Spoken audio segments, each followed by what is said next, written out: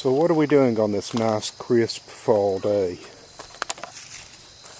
Well, I just knocked out about 50 rounds from my AR-15 pistol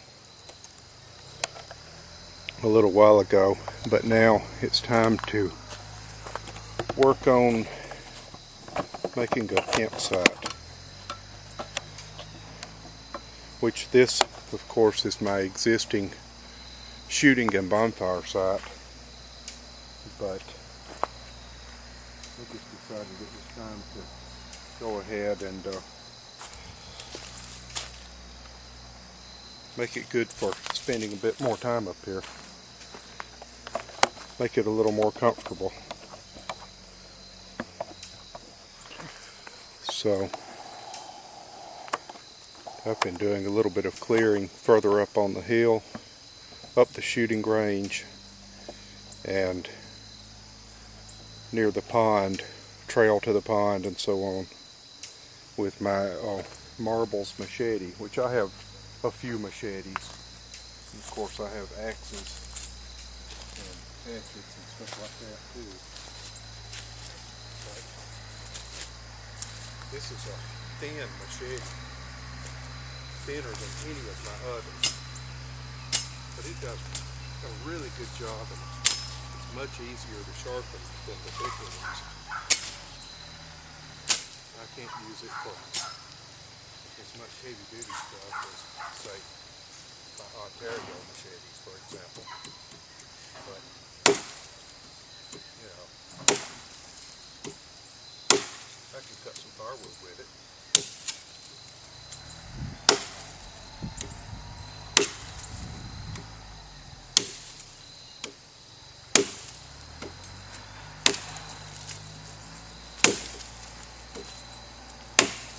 It's a little bit of work.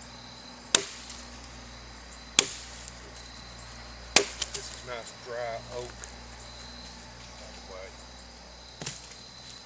so it's real firewood. And it's not soft by any means.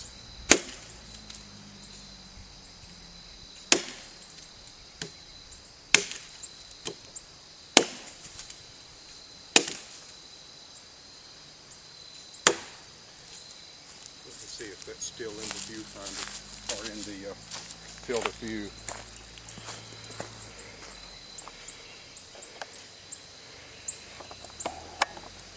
I don't think it is. No, it's not. Okay, there we go.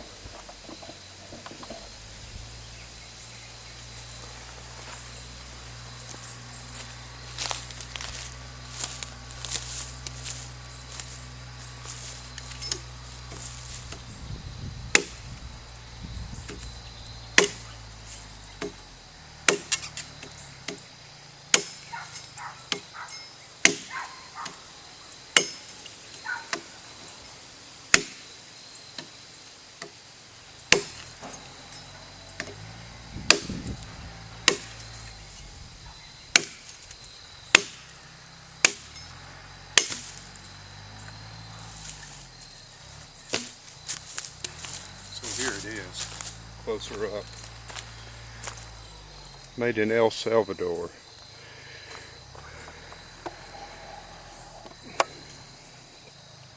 It's really not bad. I wrapped duct tape around the handle instead of actually smoothing it, because it was giving me blisters, which I should take some sandpaper to it at some point. See that? See?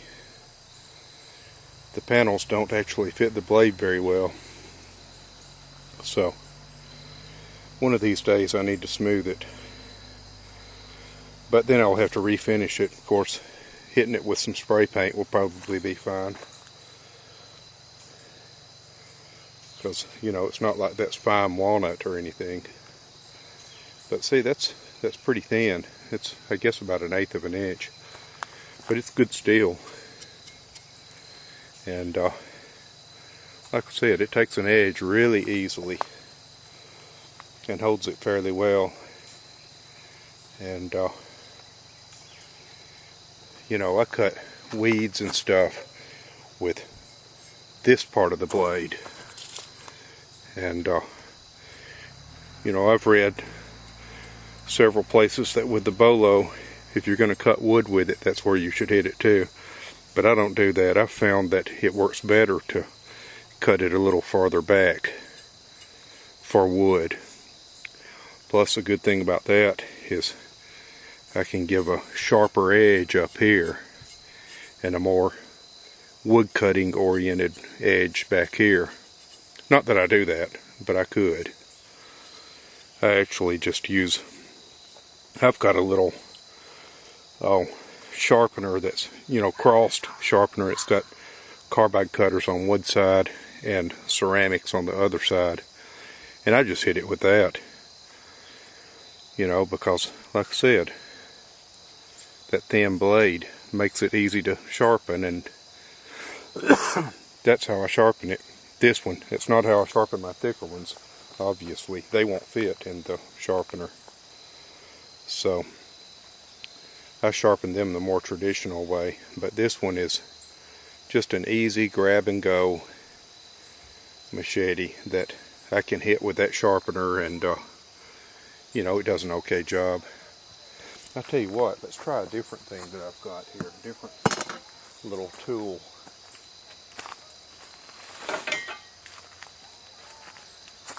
Now this is a cold steel Spetsnaz shovel, and it's got sharp edges and it's fairly thick steel, and I haven't used it much, as you can probably see, but I'm going to try, see if I can cut some of this wood with it.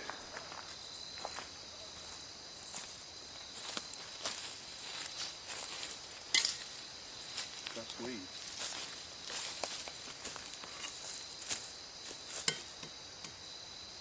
I gotta watch where my foot is.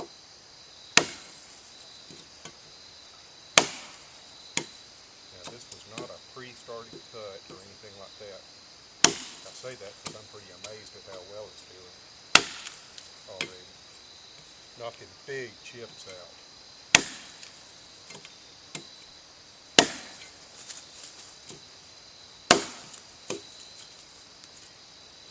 But yeah, you got to be really careful with this because of the curvature of the blade. Makes it more likely, or it seems like it would, make it more likely to slip out with a glancing blow and hit your foot or calf or something. And that would be a bad thing.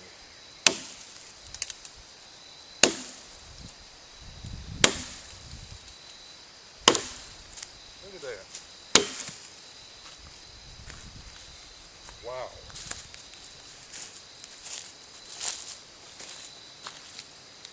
Of course, the last little bit did break. Let me zoom it back out so we can see what's going on.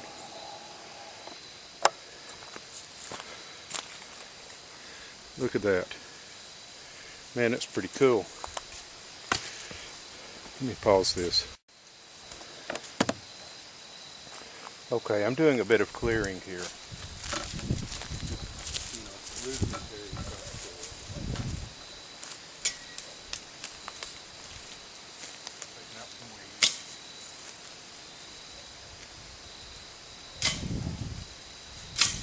Allowed it to get overgrown here again.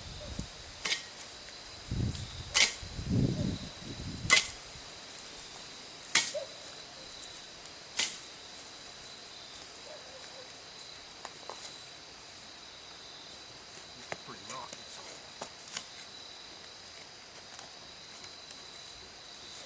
But it does dig too. The purpose of a shovel is to dig.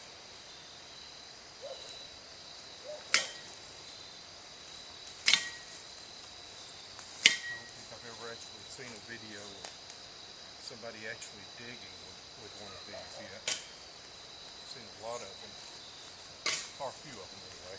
People chopping wood with them, throwing them and sticking them in a whatever, some kind of target in combat mode, and things like that. But Never actually seen anybody dig with one. Tell you what it's good for. It's good for digging in an area that has a lot of roots, like right here. Very good. Because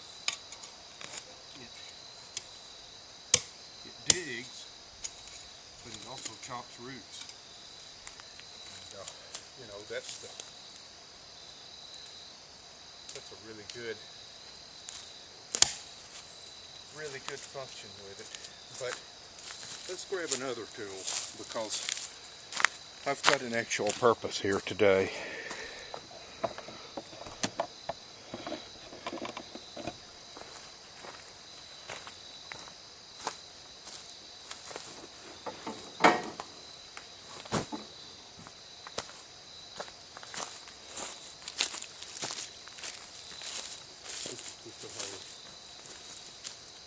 Plain old garden hoe.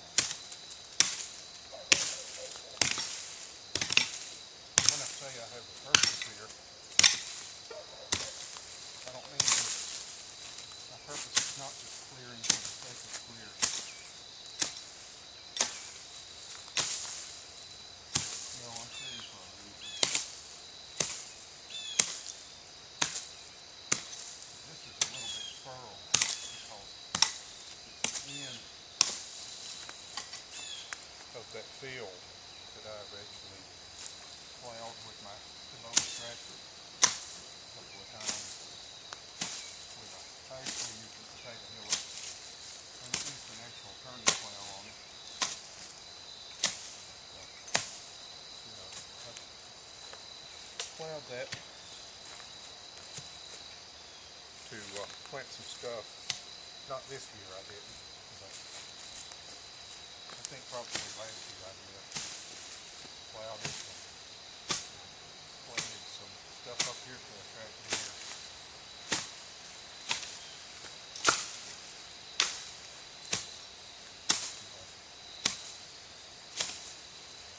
The primary reason that I'm doing this today specifically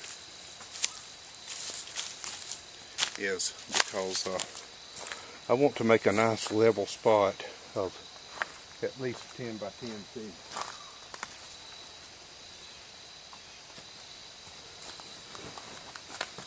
And the reason I want to do that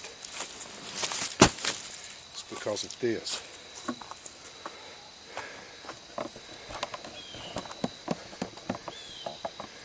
Now what is that? Well, that is my tent. It's a 10 by 10 foot from Reliable Tent and TP. 10 by 10 foot spike tent made of 10 ounce canvas. And it has a stove jack in it, so I can put a wood stove in it, which I built a little wood stove specifically to go in it. And so I'll bring it up here later and put it in it. And I bought that tent several years ago. Well, let's see, 7 years ago, I guess. 6 or 7 years. I mean 7 or 8 years actually, because it was 2006 or 2007. So it was 7 or 8 years ago that I bought this tent and built my little wood stove to go in it, specifically for the purpose of going camping at Terlingua Ranch in southwest Texas. Brewster County, largest and least populated county in Texas. I mean, way out in the boonies. And I was in this tent camping when I heard some stuff. There was a drawl over behind me, and I heard some things coming that sounded like orcs or something. You know, if you've ever read The Lord of the Rings, you know what orcs are. And that's what it kind of sounded like to me. And so I lay there in the tent. It was, I don't know, midnight or 1 a.m., something like that. And I lay there listening to this herd of orcs. And they were moving towards me. So I lay there listening to them and wondering, racking my brain, trying to figure out what was this awful herd of creatures that were coming toward me, approaching my camp. Well, by the time they got to the camp, I realized what they were. Javelina. The little, I don't know, about this tall little wild pigs, wild hogs. Also known as the collared peccary. And there was a herd of them. And they rustled around in my campsite looking for food. Bumped into the tent a couple of times. And I was sitting in the tent holding my Ruger Bisley Vaquero and .45 Long Colt. But I was grinning too, because I figured out what they were and I wasn't afraid of them. Of course, if one tried to push its way into the tent, I was still going to blast it anyway, because I'm not stupid, you know. These things can mess you up. But they won't deliberately set out to get you or anything like that. But that's just a little story from the desert.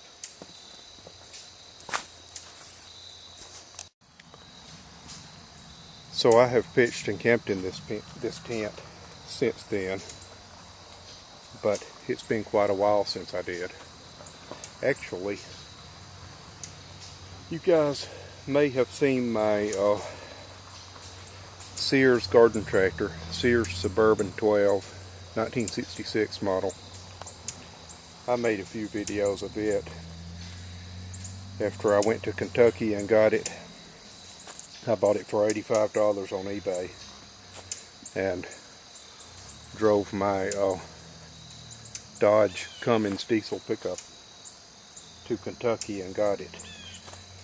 And just made a nice little camping trip out of it. It rained all the way up there, let me tell you. Of course I stopped. It wasn't actually, I say it rained all the way. It didn't rain all the way, I don't think.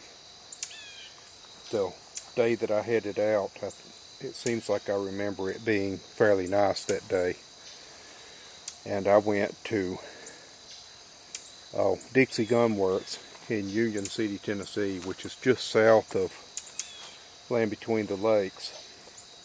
And I went there and saw some of the stuff they had. I had always wanted to go there. So then when I left there, and I camped somewhere along the way, and then when I got up the next day, no wait, I didn't camp on the way. I stopped and visited some friends on the way and spent the night there.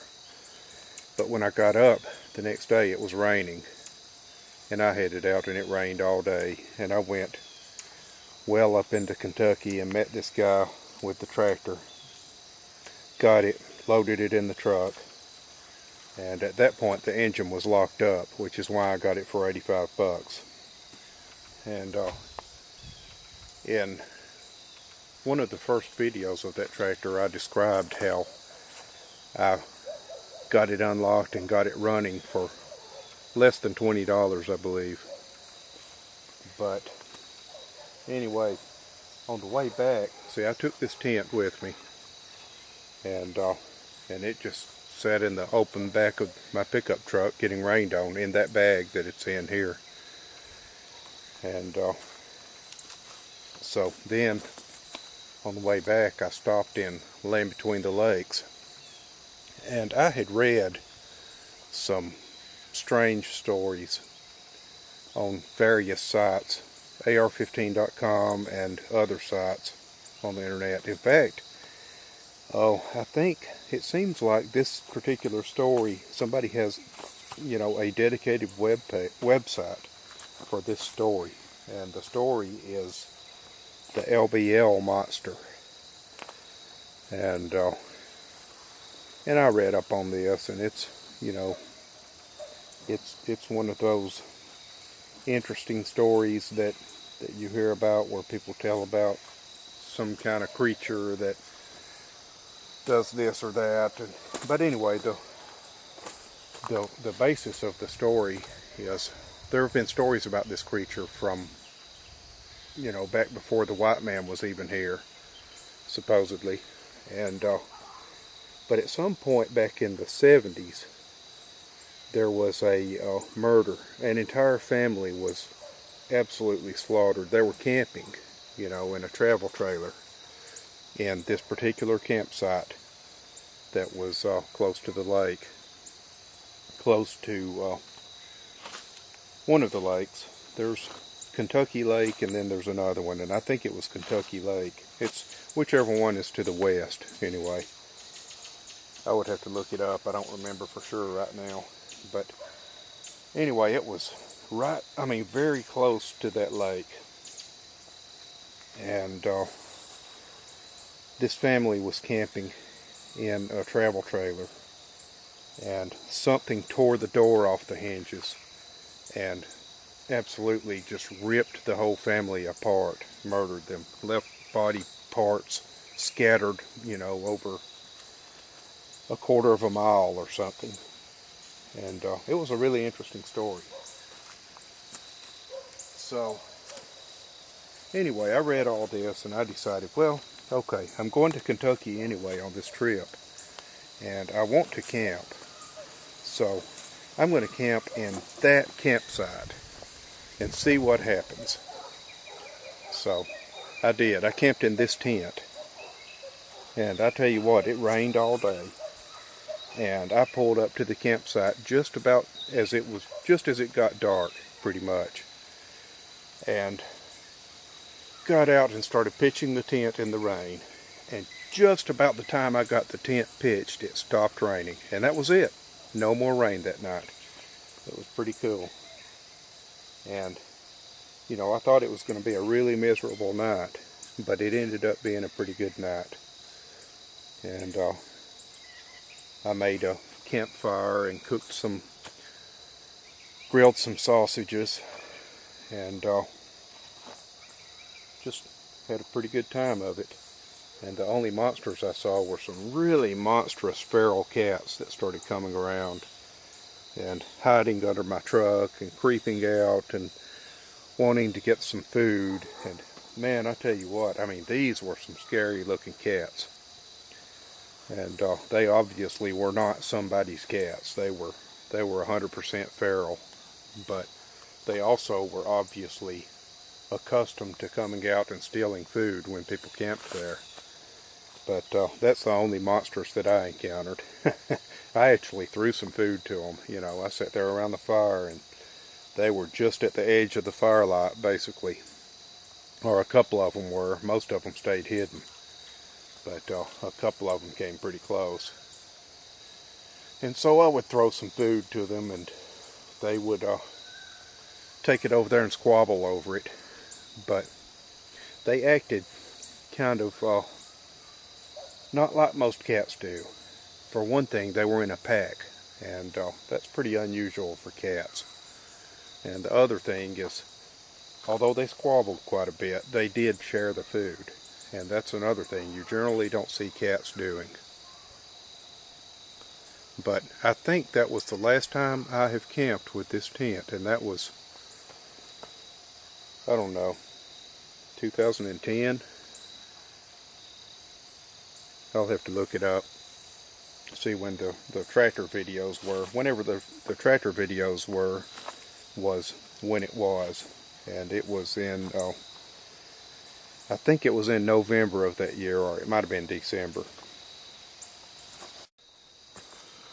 Okay, it's not perfectly smooth, but I'm going to throw it out here. Let's see how well it fits.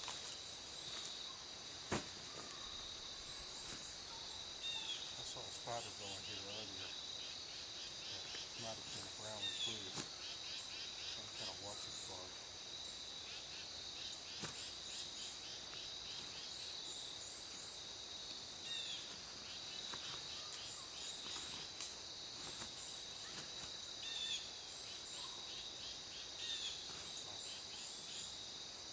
Still knotted.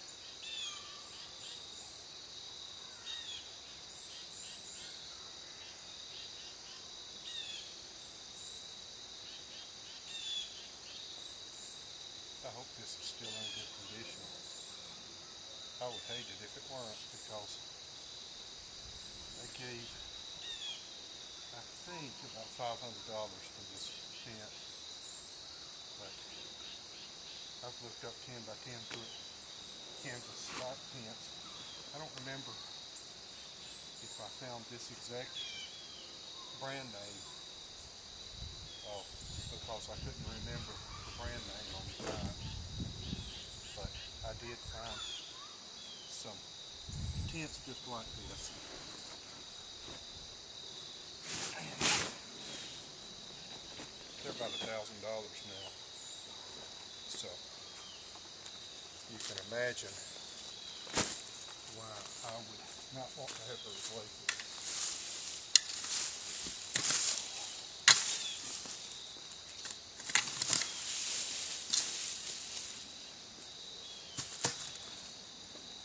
This is not perfect. We'll see. We'll see how it looks.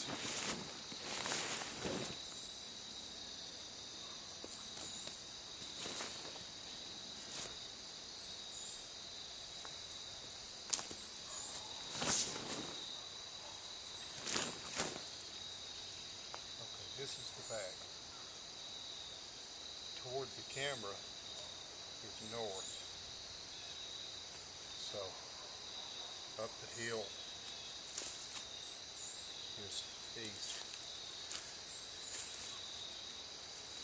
The door should face east. And, you know, I'll face the door whichever way is best, but it so happens that facing it in the proper direction works out being just about right. Like the very best in this particular campsite.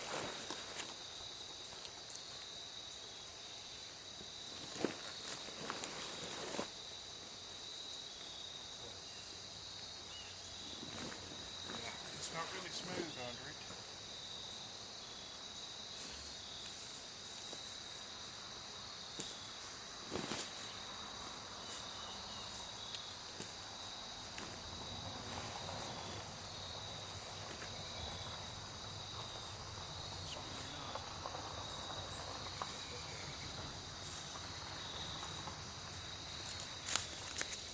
It's going to be pretty close to the fire, but I can move the fire that way a bit.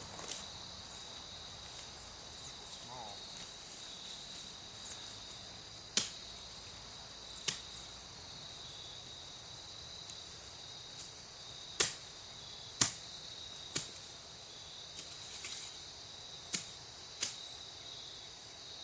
That's the thing, you know, you want to have a really good spot for pitching your tent, but you know, if you're camping truly in the wild, you have to kind of take what you can get and do the best you can with it. But you don't want to spend all day trying to make it perfect. So, like I said, you just do the best that you can and call it good enough. Let's see. Okay. Here are the pins. I'm going to have to find the poles because I didn't bring them. But they're not far away.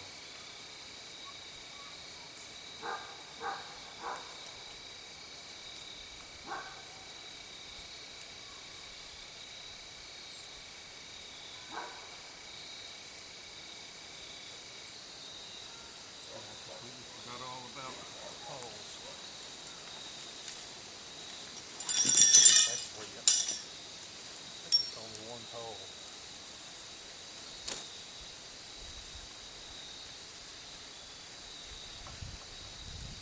See, I've got these big galvanized nails.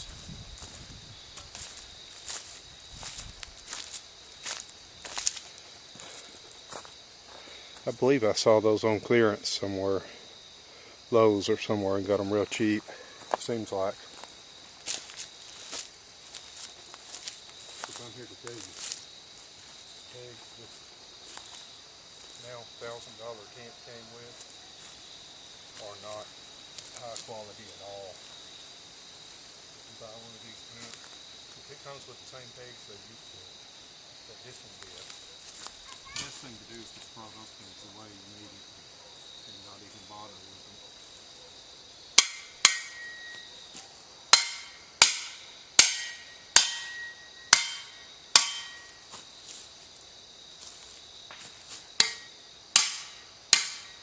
There's a rock there. Okay, I tell you what, I've got to go get the poles anyway. And, you know, although that can be done with that little shovel, it's much better to use an actual hammer. So I'm going to bring one. I've put some of the pegs in it. I've taped down 3 corners. But only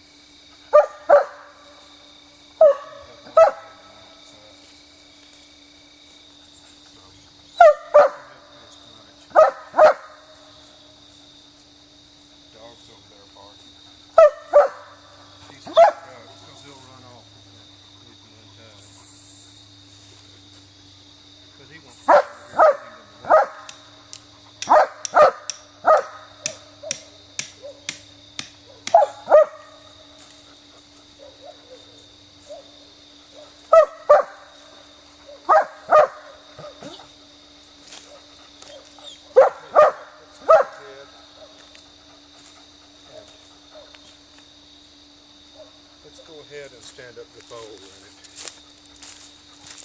It actually only has one pole, I believe, as I remember. Let's see.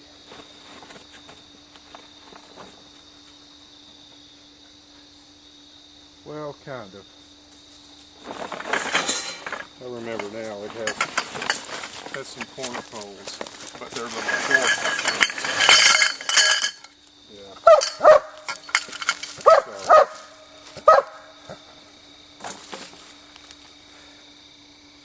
Let's see now how this works. I need to remember. These go at the bottom. Those.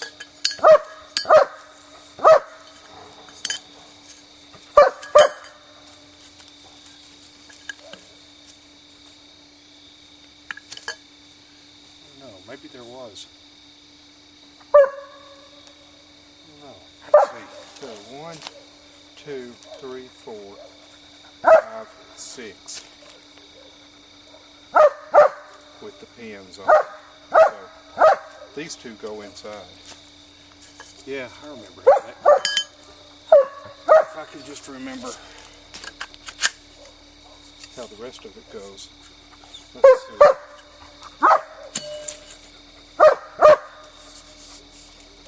Yeah, one of these goes in here.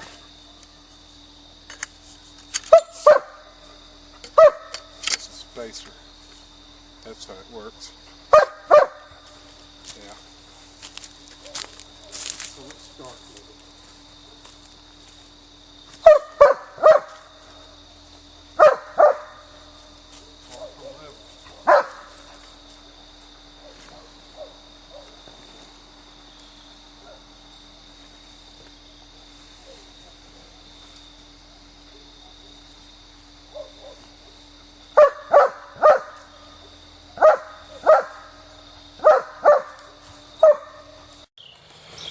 This is what the tent looks like.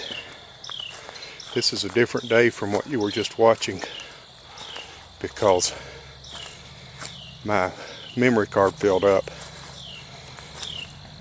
And then it got dark. So I didn't have a chance to finish the video on that day. That's been a week ago, I guess. So here it is. But I'm about to take it back down because I'm going camping in it tomorrow.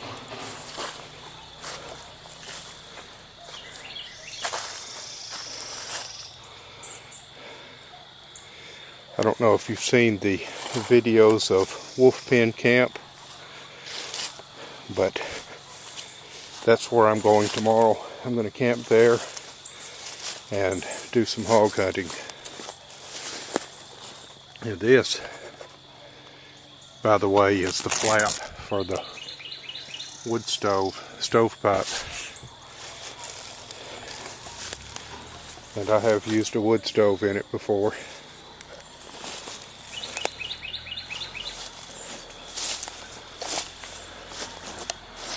But just thought I'd come up here and take a little bit of video of it while it's still up.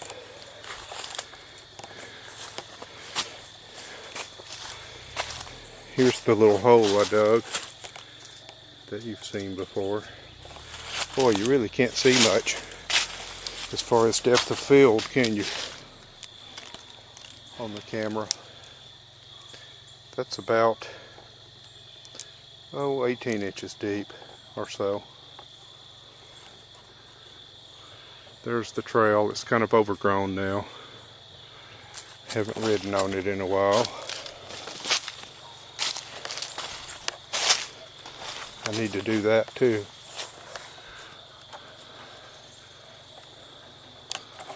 Let's check out some of the scenery around here. Look at that. This is a nice place. It really is.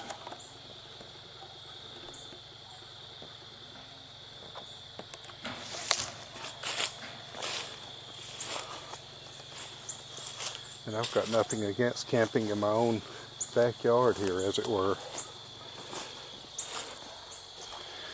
There's the shooting range slash food plot for deer hunting. See, this stack of tires is what I used to shoot into. And there's the shooting house. There's the tires. And I've started moving tires to that point, which is 25 yards from the shooting house. Oh, the battery icon's flashing, so that's it for right now.